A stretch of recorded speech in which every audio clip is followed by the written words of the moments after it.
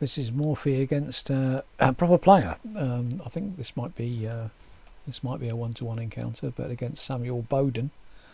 Boden and Morphy both have a checkmate named after them, so good for them.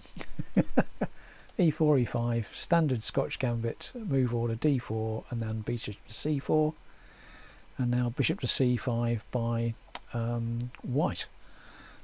You can play two moves in this position, both of which I think are pretty good. C3 is the one I'd probably recommend, but castles is also fine, very much in keeping with our Scotch Gambit philosophy of fast development and hoping to catch the king in the middle. D6 by black, C3, and now knight to F6 allows white to dominate the centre. So C takes D4, and this overcautious move from black has just allowed white to get this lovely two-pawn centre in the middle. Bishop to B6, knight C3, and white is dominating.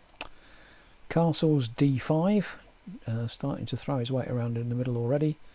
Knight A5, keeping the important bishop. And now C5, doesn't look like the sort of move we play these days, but clearly had some hopes of doing something. Bishop to G5 from white, H6, bishop H4, bishop to G4, and then we'll nudge the bishop H5, and now G4. Black's managed to castle in this game, which is an achievement we haven't seen yet, and now white is trying to reorganise their pieces to create a kingside attack, not ever so crudely, but we're going to finish development, rook AE1, and we're also going to, if we can, upset the black pieces.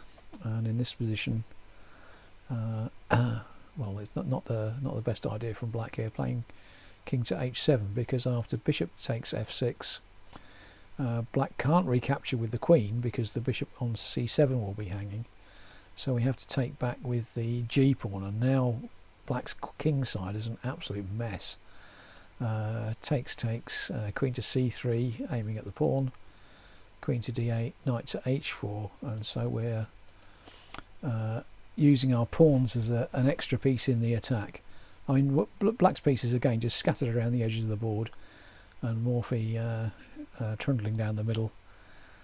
Happily attacking king G7, and I think in this position E5 is a better way to open up things, but knight takes G6, F takes G6, and now E5. Same sorts of ideas. We're going to blast our way through to the black king.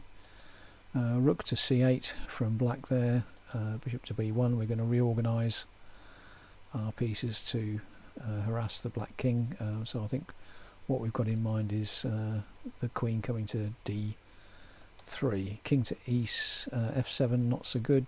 We've got this check, now we've got a pawn in his guts. King S7, there's that queen at D3 move. F5 and takes, and now that was a clearance sacrifice for blacks to try and get their queen into the defence. Does look terribly glum. F takes G6, and yeah, white's just winning this all over, can win it how they like really. White's 2 pawns ahead, and with this raging attack, have you ever heard that expression, a night on the rim is dim? That is one of the dimmest nights it's ever been my displeasure to see. And now white, I mean, what else are they going to do? I don't know. Steals a pawn. But F5, and comes back E7, opening up some lines. If black captures on E7, I think we'll just take and take F6, and we'll have the queen. Good night, nurse. So E7, C4, bit of a desperate move. Queen G3, C3, hope springs eternal, I guess. But rook E6, using those pawns as battering rams, and also to support the rook. Queen D4, Queen F2. Let's go Queen D4 check, I should have said. Queen F2 comes in, and it may be that the best move for black here is to take the queen, but the pawns will just trundle through to a touchdown, and it's mate in not so many. Queen takes D5, and after F6, actually it's mate in 3.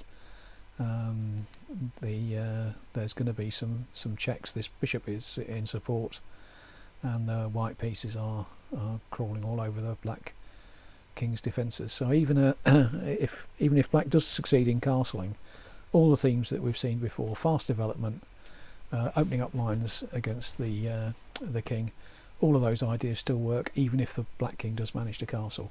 Another terrific win there by Paul Morphy in the Scotch.